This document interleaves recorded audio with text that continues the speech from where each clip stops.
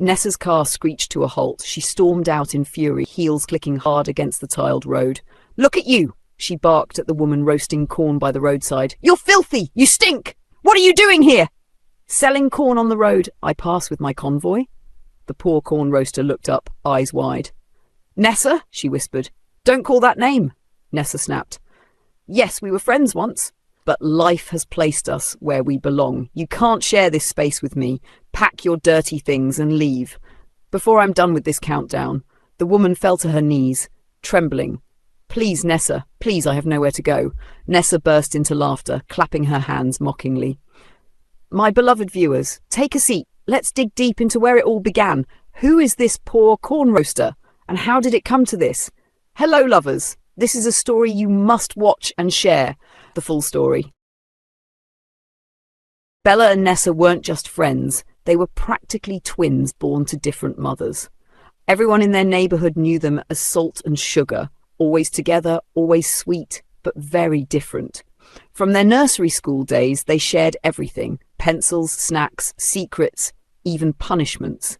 If Bella got into trouble, Nessa got dragged along too. If one failed a test, the other failed even worse.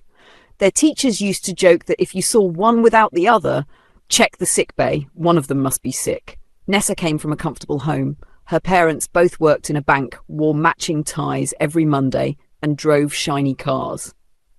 Bella's family wasn't poor, but they lived on the managing side of life. Her mum sold provisions and her dad repaired radios. Still, those differences never came between them. Their friendship was genuine. They grew up dreaming big, promising each other that one day they'd become powerful women, maybe even business partners. But life, as always, had other plans. After secondary school, Nessa's family relocated to another city when her dad got promoted. The goodbye was soaked in tears and promises. "I'll call you every weekend. We'll visit during holidays. We'll never stop being besties." But like most teenage promises, those words faded faster than cheap lipstick.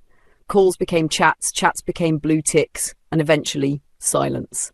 5 years later, Nessa, now in her 20s, had turned into a fine city lady. She wore confidence like perfume, sharp, sweet, and slightly intimidating. Her makeup was smooth, her nails perfectly polished, and her outfit screamed arrived. That morning, she was rushing for an important business meeting, a contract that could make her company the next big name in town. She drove her silver car, humming along to a soft tune, until she stopped at a red light. That was when she heard it. "Hot corn! Fresh and sweet, come and buy, oh." She turned her head lazily and froze. By the roadside stood a woman under the burning sun, wearing a faded t-shirt and slippers that had seen better days. But it wasn't the outfit that shocked her. It was the face, that smile, that voice, that energy. No, it can't be. She squinted again. Wait, is that Bella? Her childhood best friend? The girl who once helped her write love letters in school? The class president everyone adored? For a moment, Nessa just stared. Then curiosity and pride pushed her to park by the roadside. Her high heels clicked against the pavement as she walked toward the stall. Bella turned, and her eyes widened like someone who just saw Christmas come early. "Nessa! Nessa! Is that really you?" she screamed, joy spilling out of her voice. She ran from behind her corn table and opened her arms for a hug. But instead of embracing her, Nessa took a step back, smirked, and slowly pulled out her phone. She turned on her camera and started recording. Well, she said, tilting her head with fake pity. "Look who life decided to roast like corn, our old class president Bella, now selling corn by the road." Her laughter was cold, the kind that could bruise. Bella froze. Her smile fell like a broken cup. "Nessa, Please," Nessa interrupted. "Don't say my name too loud. I roll with a different class now. Can't have people thinking I'm friends with street vendors." Then, with a mocking grin, she reached into her purse, pulled out a crisp 1,000 note and tossed it on the table. "Buy yourself lunch, or maybe new slippers." She chuckled, blew an imaginary kiss, and strutted back to her car, hips swaying proudly. The sound of her engine faded, but the sting of her words hung in the air.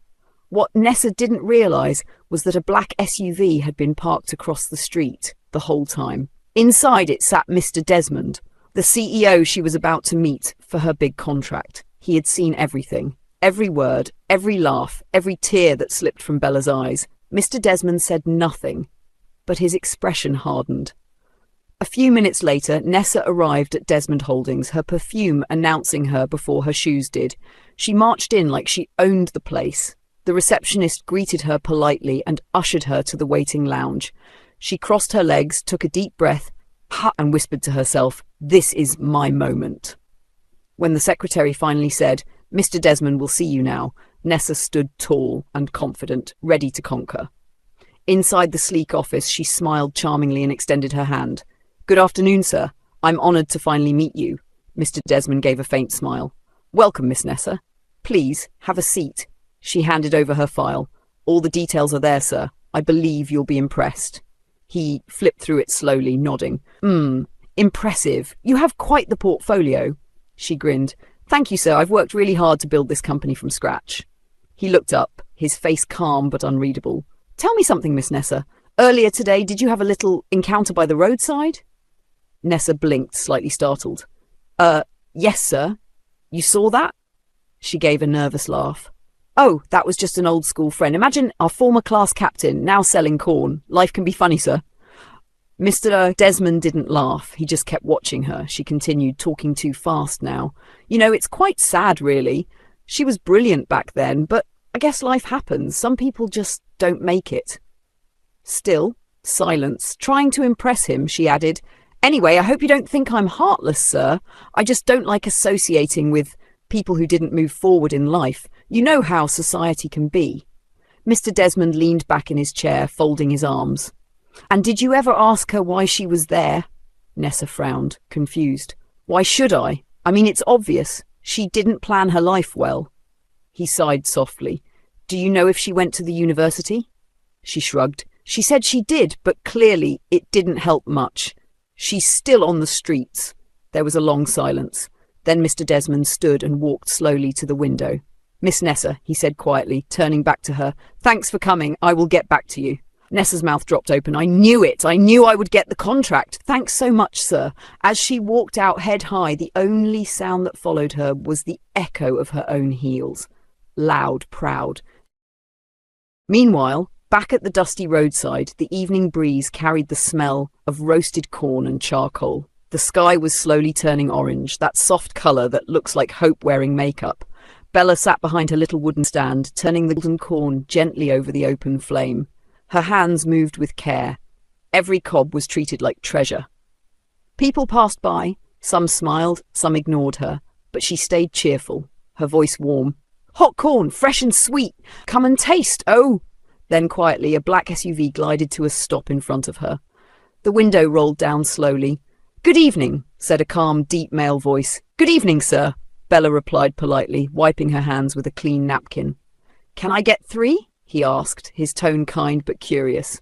"Of course, sir." She quickly picked the best ones, the perfectly roasted cobs, and wrapped them carefully in brown paper. "That'll be 900 naira, sir." The man smiled faintly and handed her a crisp note. "Keep the change." Her face lit up. "Thank you very much, sir." But instead of driving off, he paused. "Mind if I sit here and chat for a bit?" Bella blinked, surprised.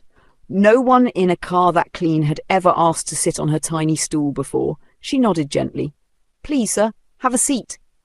The man stepped out, tall, confident, dressed in a neat shirt. He sat beside her on the small bench. The fire crackled between them. "You run this stand alone?" he asked after a moment. "Yes, sir. Just me." He nodded, looking at her hands, rough from work but steady and strong. "You seem quite hard-working. That's rare these days." Bella lowered her eyes shyly. "I'm just trying to survive, sir." He smiled thoughtfully. "Would you be open to a business opportunity?" Her head shot up. "Sir? Yes, I own a company that produces corn-based snacks and cereals. We're expanding and looking to partner with small local suppliers. I noticed how clean your stall is, how fresh your corn looks, and how polite you are. You have something most people don't, real work ethic." Bella's throat tightened. For a second, she thought she'd misheard him. "Sir, are you serious?" "Completely," he said. "What's your name?" "Bella, sir." "Well, Bella, tell me, did you go to university?" Her lips trembled slightly as she nodded. "Yes, sir. I studied food science and technology. Graduated with first class. But after school, I couldn't get a job. Every company said I was either overqualified or not connected.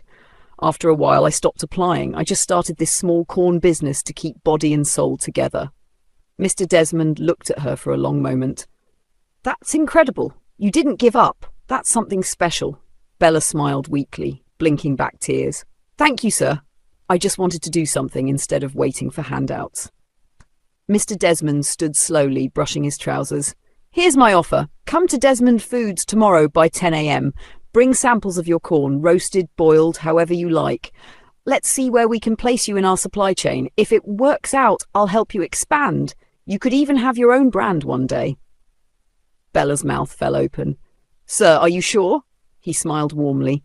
You've got potential, Bella. Let's not waste it. Her voice shook. I'll be there, sir. Thank you. Thank you so much. As he turned to leave, he paused and said softly, one more thing. Never let anyone shame you for where you are. You never know who's watching. Then he got into his SUV and drove off into the sunset, leaving behind the smell of roasted corn and a woman whose entire future had just shifted. That night, Bella didn't sleep.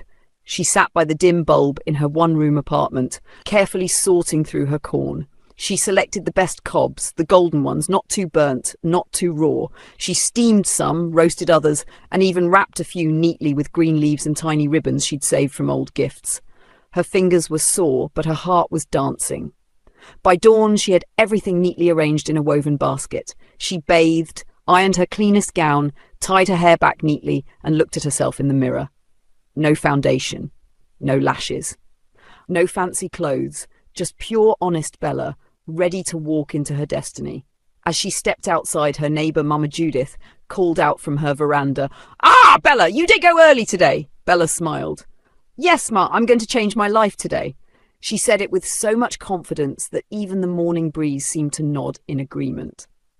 Meanwhile, across town, Nessa swung open the door of her luxurious apartment like a queen returning from a coronation.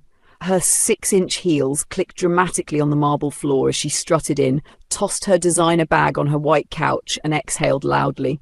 "I nailed that presentation," she said to her a reflection in the big mirror, flipping her hair. Mr. Desmond must be impressed. I mean, who wouldn't be? She poured herself a glass of red wine, crossed her legs, and started scrolling through her phone. No message, no call, no email. She frowned, then shrugged. He's probably busy. Men like that don't rush, he'll call. To comfort herself, she opened her gallery. And there it was, that video. She hit play. Bella's dusty face filled the screen, eyes full of tears, while Nessa's mocking voice echoed in the background. Guess who I saw today? Our class president, the queen of school debates, now selling corn by the road.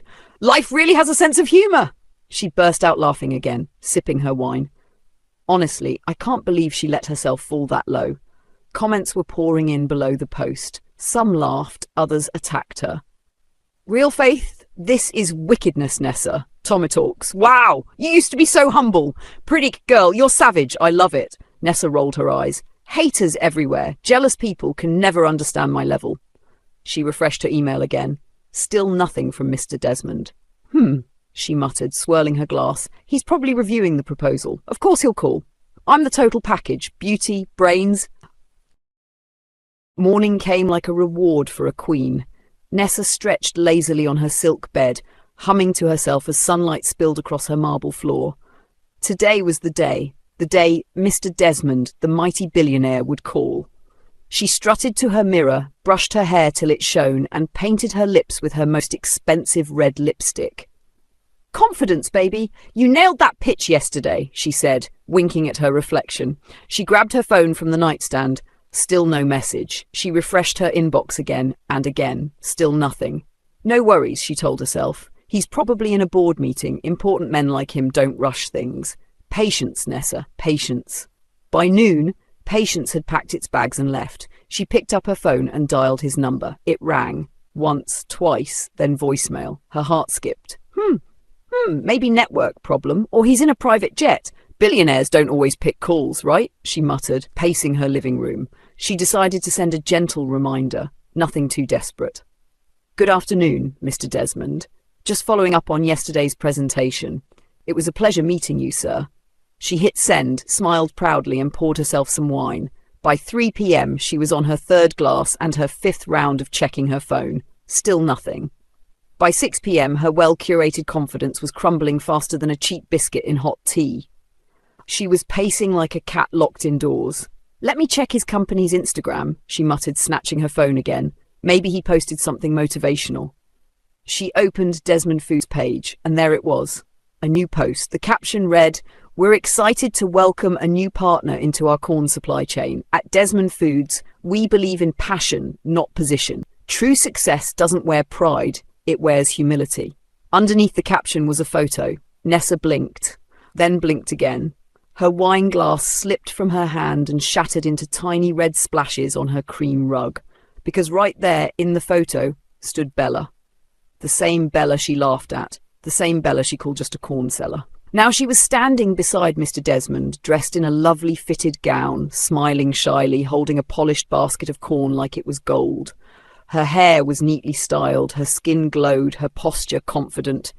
Nothing like the timid girl Nessa had mocked. No, this can't be real," Nessa stammered, zooming in. "That's her? That's really her?" Her voice trembled. Maybe it's some charity partnership or a PR stunt. Yes, that's it. But then she saw the comments. Business talk. Hard work pays off. Congratulations, Bella. Life lessons. The world is round. Tables always turn. Corn is gold. This is what happens when you believe in yourself. Nessa sank onto the couch, her hand covering her mouth. No, not her. Not that girl. Just then her phone rang. She jumped so fast she almost tripped on her broken glass. "Mr. Desmond," she said breathlessly. But it wasn't him. "Good evening, Miss Nessa," came a calm, official voice. "This is the Business Regulation Board." Nessa frowned. "Yes? How may I help you?" "We're calling to inform you that due to a recent public complaint and video evidence of misconduct, your business license has been temporarily suspended pending investigation." Nessa's eyes widened. "Wait! What? What misconduct? Who reported me?" "We advise you to review your recent behaviour, especially your interactions with vendors and small business owners. Our ethics committee takes public harassment very seriously. You'll receive an email confirmation shortly. Have a good day." The call ended. Nessa stood frozen, phone still pressed against her ear, eyes wide like a ghost, just whispered her name. Her mind replayed the scene. The viral video, the laughter, the mockery, the proud tone she used when she said, "Corn sellers don't belong here." "Oh my God," she whispered. "This can't be happening." But it was. The girl she mocked had become her downfall, quietly, gracefully, without saying a word. Her empire of pride was falling apart, not because someone fought her, but because she had built it on arrogance. The next 2 days rolled in quietly, but no one in the company expected what they saw that bright Monday morning. The glass doors of Desmond Foods headquarters slid open slowly, and in walked a woman who didn't look like anyone from the dusty roadside. Her glow could blind gossip. It was Bella. Gone was the girl in slippers and smoke-stained clothes. Standing there now was a woman wrapped in power and grace, a beautiful fitted suit hugging her neatly, her braids swept up in a bun like a crown. She carried a brown folder in one hand and confidence in the other. Behind her walked Mr. Desmond, calm, proud, smiling like a man who knew he had discovered treasure where others saw dirt. The whispers started before she even reached the meeting room. "Wait, is that her? The corn girl? No way, she looks like a CEO! Ah! See Transformation O, from roadside smoke to boardroom gold." Mr. Desmond cleared his throat and smiled. "Everyone," he began, "meet Miss Bella James, the head of our new supply chain project, and a living example that greatness has no class or colour. It's built through discipline, not designer shoes." A soft round of applause filled the air. Some clapped out of respect, others out of guilt. Bella stepped forward to speak. Her voice was calm but strong, like someone who had cried enough tears to learn silence could also be power. "Thank you," she said. "I started selling corn not because I lacked dreams, but because every job door was slammed in my face. I was told I was too qualified, too plain, too small. So instead of begging to sit at a table, I made my own, right there by the roadside. And today, that same corn has brought me here. So if anyone tells you your hustle is beneath you, remember, God can turn your small stand into a company if you just keep showing up." The room went silent for a heartbeat, then broke into heavy applause. Mr. Desmond turned to her and whispered, "You were born for this." Meanwhile, across town, the air was heavy and silent inside a small rented apartment. Nessa sat on the floor, eyes glued to her laptop, scrolling endlessly through the news feed. Each post she saw felt like a slap. Corn Girl becomes new partner at Desmond Foods. Bella James, from street vendor to CEO. She slammed the laptop shut, but it didn't stop the echo of Bella's name in her head. Her once busy phone was now quieter than a graveyard. No clients, no friends, no invitations. Her license, still suspended. Her social media, deleted after a storm of backlash. Her pride, crushed into fine powder. She covered her face and let out a bitter laugh. "So this is what it feels like to fall," she muttered. But karma wasn't done sipping tea yet. Back at Desmond Foods, Bella and Mr. Desmond walked through the executive lounge. "You've built something special," he said warmly. "The board loves your energy. We'll draft a 5-year expansion plan next week. I want your corn brand in every store across the country." Bella smiled, eyes bright. "I'm ready, sir. Let's make it happen." They reached the car park when a soft, trembling voice called out, "Miss Bella! Miss Bella, please wait!" Bella turned. A young woman, apron tied across her chest, rushed toward her with a tray of freshly roasted corn. Sweat dripped down her forehead, but her eyes sparkled with admiration. "You don't know what you've done for me," she said breathlessly. "I started selling too. I used to be ashamed, but your story, it gave me hope. Maybe one day I'll grow like you." Bella smiled, reached for 2 hot corn pieces, paid for them, and handed one to Mr. Desmond. "Don't stop," she said gently. "Every fire starts with one spark. You never know who's watching your hustle." Mr. Desmond bit into his corn and laughed. "Still the best taste in the world," Bella grinned. "And the sweetest success, sir, is the one that started in the dust." As their car drove away, a huge billboard across the highway flashed a new ad. From street dust to boardroom power, Bella's gold corn, the taste of resilience. Bella leaned back in her seat, eyes closed, her heart whispering gratitude. The same girl who once stood under the sun calling out, "Fresh Corno," was now a household name, CEO of Bella's Gold Corn, stocked in hotels, supermarkets, and homes nationwide. She appeared in magazines. She was invited to talk shows. But through it all, she never forgot the roadside fire that molded her. Every month, she funded a support program for street vendors, people like her, ignored by society, but rich in spirit. One Saturday, dressed simply with flat shoes and no makeup, Bella strolled into a supermarket to buy groceries. She wanted to blend in, just another customer, not the big name on the billboard. As she walked through the aisles, she heard a familiar voice. "Buy one, get one free! Please help me reach my sales target."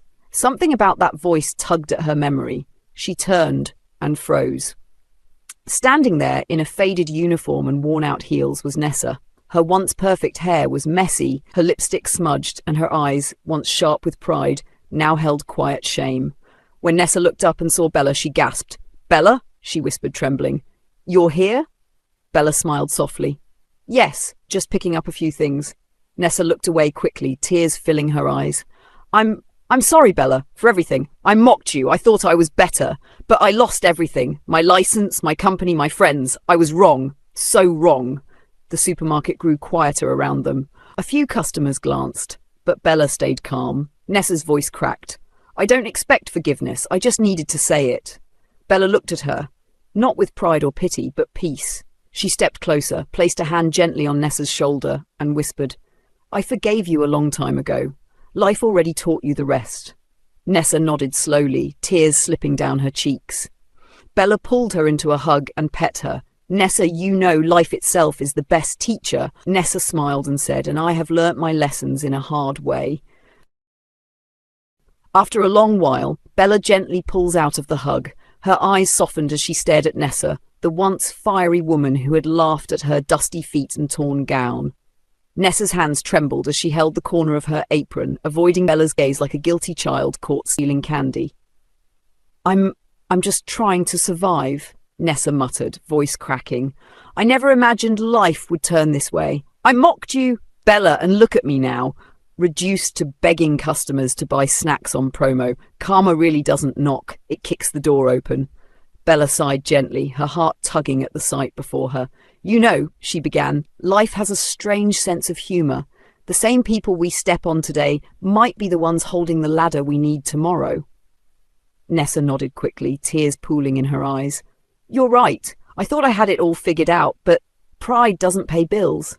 For a long moment, Bella said nothing. Then, with a faint smile, she reached into her sleek handbag and pulled out a golden business card. "I'm expanding again," she said softly. "We're opening more branches, new regions, more hands. I need people who know what it means to fall and still want to rise." Nessa blinked, confused. "Wait, you're offering me a job?" Bella nodded. "Yes. I believe everyone deserves a second chance, even those who once made me cry. And besides," she added with a little smirk, "you taught me something success never could, how to stay humble." Nessa's mouth fell open. For a moment she was speechless. Then, slowly, a real smile crept across her face, the kind that hadn't appeared in weeks. "Bella, I don't know what to say. I'd be honoured. Thank you." Bella slipped the business card into Nessa's shaky hand. "Come to the head office on Monday morning. Tell the receptionist you're meeting with me. Let's build something better. This time, together." As Bella turned to leave, her flat, beautiful shoes squeaked softly on the supermarket floor. Nessa stood frozen, staring at the card like it was made of gold. The bold logo glimmered under the store's lights. Bella's Harvest. Taste of Grace. Outside, a sleek black SUV waited by the curb. Bella's driver opened the door and greeted her with a respectful nod. As the car pulled away, Bella leaned back in her seat and gazed out the window. A small smile danced on her lips as she whispered to herself, from the roadside to the boardroom, and now helping another find her way. Her phone buzzed. A message from Mr. Desmond popped up. "Proud of you, Bella. The new export deal is ready. Let's talk expansion when you're back." Bella chuckled softly. Who would have thought? The girl everyone mocked selling corn by the roadside now feeds an entire nation. As they drove past the highway, her eyes caught a massive billboard gleaming in the evening sun. Bella's Harvest, homegrown, heart-made. Her face beamed across it, holding a cob of golden corn. In another part of town, Nessa clutched Bella's card to her chest. For the first time in a long while, she felt something real. Hope. Maybe redemption did exist after all. And for Bella, life had truly come full circle. She had once stood in the dust waiting for a miracle. Now she had become someone's miracle. 2 years later, the world had turned a full, glorious circle for Bella. The once barefoot corn seller who started from the roadside now stood under glittering chandeliers, surrounded by the biggest names in business, finance and media. It was the closing night of an international agribusiness gala. Bella had just delivered a powerful talk titled "From Dust to Dynasty, the Power of Humble Beginnings." Her words left the room spellbound. The applause seemed endless, but just as she smiled and took her final bow, the lights dimmed. Soft music began to play. The crowd murmured, glancing around in confusion, until Mr. Desmond, in his perfectly tailored tuxedo, stepped onto the stage with a single red rose in his hand. Bella's eyes widened. "Desmond?" she whispered, laughing nervously. He walked up to her, holding the mic. "Ladies and gentlemen," he said, his voice warm but steady, "I've made countless deals in my life, but tonight I want to make the most important one, the deal of forever." The crowd gasped as Desmond went down on one knee. "Bella," he said, eyes locked on hers, "you didn't just change my company, you changed my life. You turned corn into gold and chaos into calm. Will you make this humble billionaire the luckiest man on earth?" Bella froze, her heart pounding like festival drums. Then, as tears glistened in her eyes, she whispered, "Yes, Desmond, 1,000 times yes." The room erupted. A standing ovation, claps, whistles, flashes. Business moguls, investors, even international delegates rose to their feet, cheering. Cameras caught the beautiful moment as Mr. Desmond slipped a sparkling diamond ring onto Bella's trembling finger. And just like that, the poor corn seller became not just a CEO, a queen, in love.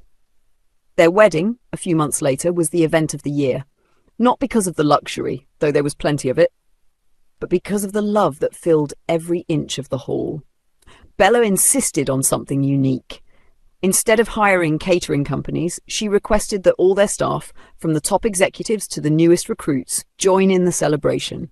And so they did, proudly dressed in elegant, customized aprons embroidered with gold thread that read, "From the roadside to royalty, Bella and Desmond forever." Even Nessa, once Bella's loudest critic, now stood among the joyful team, laughing and serving wine like a proud sister. Every guest who took a plate or drink from her smiled knowingly. Redemption had never looked so beautiful. Mr. Desmond watched Bella from across the hall, her gown shimmering like starlight as she danced among her team, not above them. That woman, he whispered to himself, she's my miracle. When it was time for their first dance, the lights dimmed again. As Bella rested her head on his shoulder, Desmond whispered, "Do you remember the day I found you selling corn?" She chuckled softly. "I remember. You came to buy 3 and left with my future." Laughter rippled through the hall as the crowd cheered again. Years passed, and their company grew beyond borders. Bella's Harvest became a global name, with branches across Africa, Europe, and Asia. From hotels to supermarkets, every golden cob carried the story of resilience, faith, and grace. Bella and Desmond's faces appeared on magazine covers, but they never lost their humility. They built schools for children in farming communities, funded startups for street vendors, and made sure their staff grew with them. And through it all, Bella never forgot where it began. One dusty roadside, one basket of corn, and her humility that changed her life forever. In the quiet of their mansion garden one evening, Desmond wrapped his arms around her waist and whispered, "You know, Bella, the best thing I ever did wasn't investing in your corn. It was investing in you." Bella smiled and turned to face him. "And the best thing I ever did was believing I could rise." As the sun dipped behind the horizon, they stood hand in hand, proof that dreams don't just come true. Sometimes they bring the whole world along with them. Hello, lovers! Life has a funny way of turning tables, doesn't it? One moment you're mocked for being small, and the next, the same people are clapping for your greatness. Bella's story reminds us that humility is not weakness. It's power dressed in silence. Never look down on anyone because of where they are now. You don't know what tomorrow has written in their name. She started with dust on her feet and hope in her heart. And look at her now, building empires, lifting others, and giving second chances. That's what true greatness looks like. So my lovers, if you're in your struggling season, don't quit. Don't let mockery or delay stop your dream. Your roadside moment might just be the beginning of your boardroom story. Tell me in the comments section, what lesson touched you most from Bella and Nessa's journey? And remember to like, share and subscribe so you don't miss the next heart-touching story. See you in the next one, lovers. Stay humble, stay hopeful, and keep shining.